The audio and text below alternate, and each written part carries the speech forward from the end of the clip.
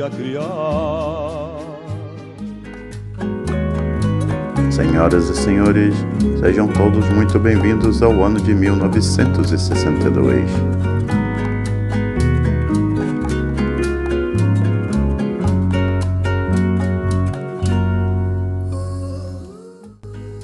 Em 1962 foi um ano dourado no Brasil, um tempo em que o país parecia viver em harmonia com a música, o futebol e a cultura popular.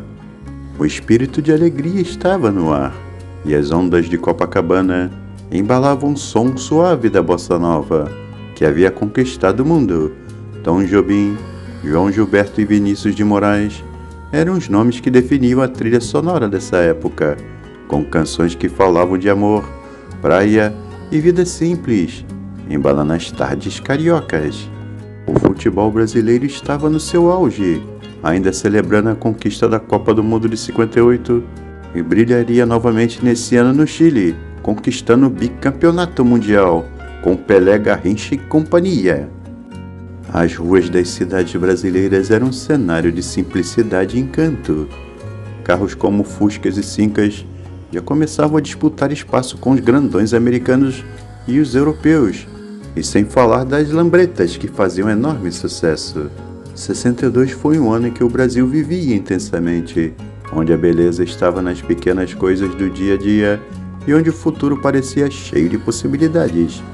Foi um tempo de sonhos e realizações, de um país que, mesmo em meio a desafios da época, mostrava ao mundo sua capacidade de criar, encantar e ser feliz. Meus amigos, sejam bem-vindos a mais um vídeo do canal. E sinta a experiência de viver no ano de 1962.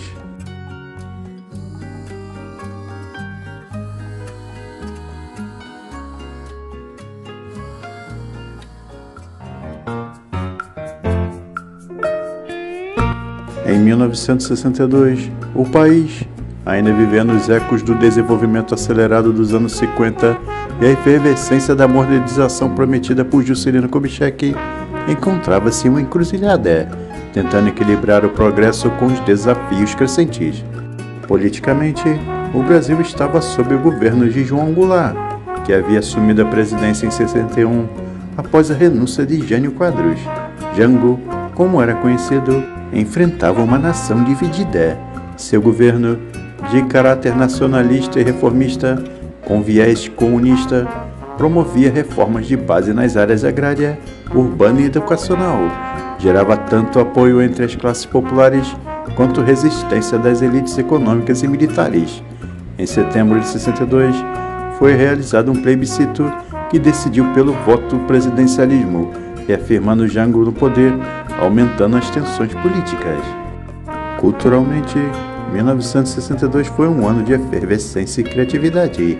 A bossa nova, que havia surgido no final da década de 50, continuava a encantar o Brasil e o mundo.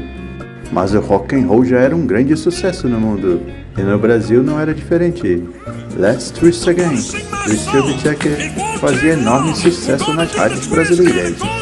A década de 60 foi marcada pelo início da popularização da TV no Brasil. De um lado, o preço dos televisores diminuía, ainda que a maioria deles estivesse concentrada em lares de família da classe média alta, no Rio de Janeiro e em São Paulo. Por outro lado, a programação refletia o interesse dos produtos populares. Programas com ênfase em música, por exemplo, contribuíam para o lançamento de novos ídolos. Foi nesse ano de 62, na TV Paulista, que Silvio Santos fazia sua estreia com o programa dominical Vamos Brincar de Foca?, com 2 horas de duração. Falando agora de telecomunicações, no dia 10 de julho de 62, a NASA lançou o Telstar 1, o satélite que permitiu a primeira transmissão ao vivo de imagens de televisão entre os Estados Unidos e a Europa. A qualidade das imagens transmitidas entre os dois continentes nesse ano de 62 estava anos-luz distante do atual. Além disso, o tempo de transmissão era restrito a 30 minutos, devido à baixa órbita do satélite. Mas sem dúvida que o assunto mais comentado do ano de 1962 não poderia ser outro, mas sim a conquista do bicampeonato da Copa do Mundo pelo Brasil. A seleção mudou muito pouco para chegar ao bicampeonato. A principal troca foi no comando técnico. Saía Vicente Feola e entrou Aimoré Moreira. O que ninguém imaginava é que Pelé sofresse contusão na segunda partida. Mas Garrincha foi o Pelé e foi o Garrincha. A Copa foi do Mané e do Brasil. E a seleção de novo com Didi, Nilton Santos, Djalma Santos, Vavá e Zagallo brilharam intensamente, conquistando o bicampeonato no Chile. Falando sobre os automóveis, o carro mais vendido do ano de 1962 no Brasil foi o Volkswagen Fusca, na época chamado de Volkswagen Sedan 1200, com 38.259 unidades. E quem era lançado no terceiro Salão do Automóvel de 62 foi o Aero Willys modelo 1963, com uma total reformulação do seu design. Falando mais sobre esse Salão do Automóvel, neste ano ele passava a ser bienal. Nesse período, o índice de nacionalização da indústria automobilística já era de 97%. As grandes atrações deste evento foram Carmanguia e os utilitários Amazonas da GM e Bandeirante da Toyota.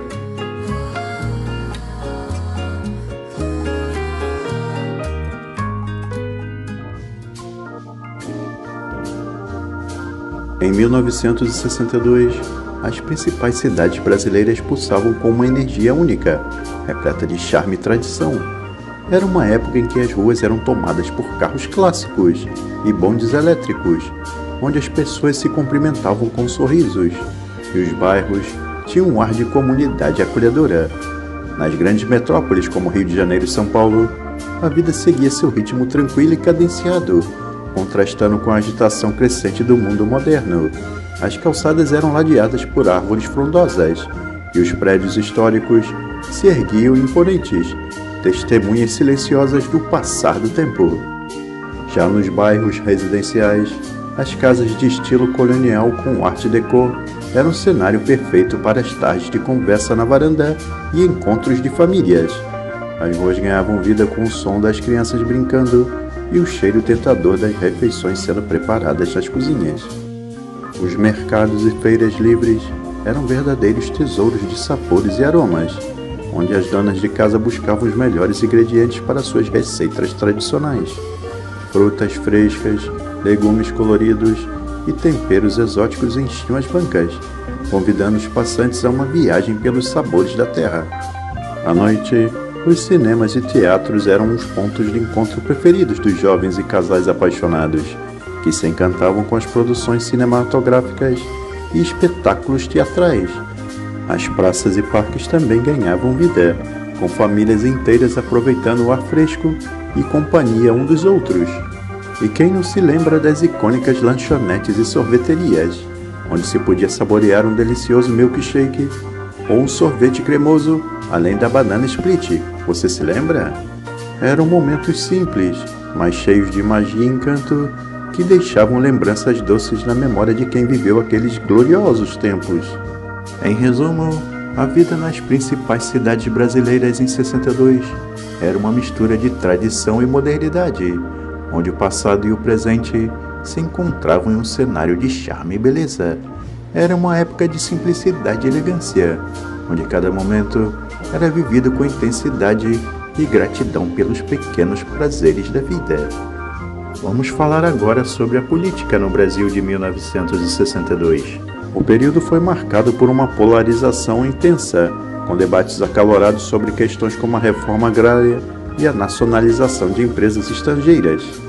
Na música, o Brasil vivenciava o auge da Bossa Nova, o movimento que conquistou o país e o mundo com suas melodias suaves, harmonias refinadas e letras poéticas. Artistas como João Gilberto, Tom Jobim, Vinícius de Moraes e Baden Powell encantavam o público com suas composições atemporais, que se tornaram verdadeiros clássicos da música brasileira.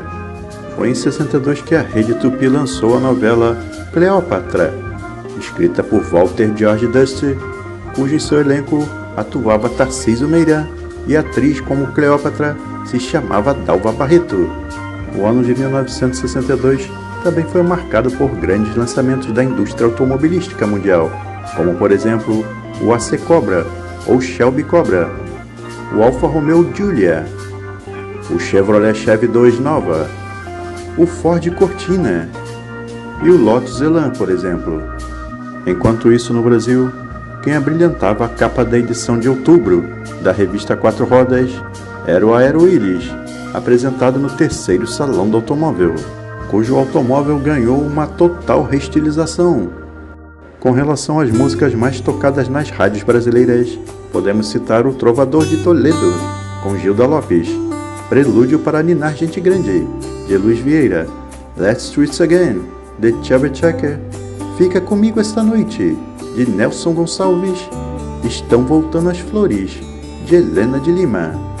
A celebridade mais comentada nesse ano de 62 foi Norma Jeanne Mortenson, mais conhecida como Mary Monroe, que foi atriz, modelo e cantora norte-americana. Considerada uma das mulheres mais belas de toda a história, a atriz participou de diversos filmes, entre os quais destaca-se O Pecado Mora ao Lado, na qual aparece com o famoso vestido branco esvoaçante. Mary Monroe foi encontrada morta no dia 5 de agosto de 62, aos 36 anos, na sua cama, no quarto de sua mansão em Los Angeles. Como no chão encontravam-se embalagens de sedativos e calmantes, acreditou-se que ela morreu de overdose. Mas o ano de 62 ficou realmente conhecido por causa de uma provável catástrofe que estava prestes a acontecer. A crise dos mísseis, como ficou conhecida, colocou os Estados Unidos e a União Soviética com um dedo no botão, depois de descobrirem a instalação em Cuba de uma base soviética para lançamento de mísseis. Os americanos decretaram um bloqueio à ilha. John Kennedy, presidente norte-americano, e Nikita Khrushchev, primeiro-ministro da União Soviética, ficaram frente a frente. Depois de alguns dias de tensão, as duas potências aceitaram a mediação do secretário-geral das Nações Unidas, o UNTAD, e iniciaram um diálogo que resultaria no recuo dos soviéticos e cubanos. O Campeonato Brasileiro de Futebol de 62, originalmente denominado Taça Brasil pela CBD, foi a quinta edição do Campeonato Brasileiro. O Santos sagrou-se campeão, após vencer o terceiro jogo da final contra o Botafogo. Como a equipe paulista já havia garantido a vaga para disputar a Taça Libertadores da América de 1963, por ser o então campeão da competição continental, o alvinegro carioca ficou com a vaga destinada ao campeão brasileiro. Neste ano de 62, os modelos mais vendidos da indústria automobilística brasileira eram o Fusca, o famoso Jeep Willys e a Kombi, mas só o Fusca era disparado o mais vendido. Vamos dar uma conferida agora nos carros mais vendidos do ano de 1962 no Brasil. Em 10º lugar, a picape Ford F100, com 5.564 unidades. Em 9º lugar, o francês Simca Chambord, com 6.117 unidades. Em 8º lugar, a perua DKV Vemag Vemaguete, com 6.157 unidades. Em 7º, o DKV Vemag Belka, com 6.998 unidades. Em 6º, outro francês, o Renault Dauphine, com 7.195 unidades. Em 5º, o ainda garboso Aero Willis de primeira geração, com 9.508 unidades. Em 4º, o utilitário Willys Rural, com 11.903 unidades. Em 3º, outro utilitário, Volkswagen Kombi, com 14.563 unidades. Em 2º, o todo-terreno, Jeep Willys, com 21.005 unidades. Em primeiro lugar disparado, o Volkswagen Fusca, na época chamado de Volks Sedan 1200, com 38.259 unidades. O Besouro liderou praticamente todos os anos 60 e totalmente os anos 70 no ranking de vendas. Mas você tem curiosidade de saber o carro que foi o último lugar de vendas? Então vamos dizer, foi o DKV Vemag Candango, que não obteve o sucesso esperado de vendas devido à forte concorrência do Jeep Willys. Senhoras e senhores, gostaríamos de agradecer muito a audiência em mais um vídeo do nosso canal. Se você gostou desse vídeo, não esqueça de deixar seu like e deixar também seu comentário e compartilhar com seus amigos. Caso o amigo ainda não seja inscrito no nosso canal, não perca tempo, se inscreva e, se você talvez desejar, pode se tornar membro do nosso canal. e estaria contribuindo assim com mais conteúdos. Muito obrigado por assistir esse vídeo e até a próxima, pessoal!